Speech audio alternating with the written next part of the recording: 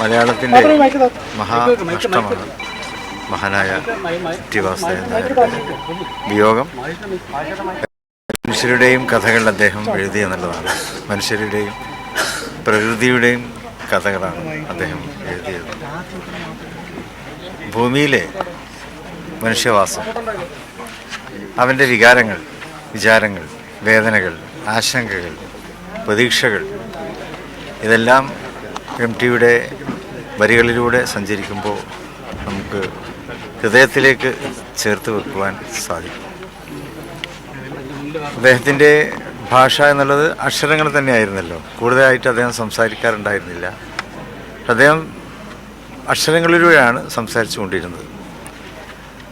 അതുകൊണ്ട് തന്നെ എന്നും നിലനിൽക്കും എന്നുള്ളതാണ്. സാധാരണ രീതിയിൽ നമ്മുടെ വാക്കുകൾ പറയുമ്പോൾ അതങ്ങ് അന്തരീക്ഷത്തിൽ ലയിച്ചു പോകും. എം ടി നമ്മളോട് സംസാരിച്ചത് അക്ഷരങ്ങളിലൂടെ മാത്രമായിരുന്നു. അപ്പോൾ അതുകൊണ്ട് തന്നെ അത് കാലാതീതമായി അതിവിടെ നിലനിൽക്കും. തലമുറകളിലൂടെ അത് നിലനിൽക്കും. അദ്ദേഹം എന്നും ഓർമ്മിക്കപ്പെടുകയും ചെയ്യും. അദ്ദേഹത്തിൻ്റെ വേർപാടിൽ അതിയായ ദുഃഖം രേഖപ്പെടുത്തുന്നു.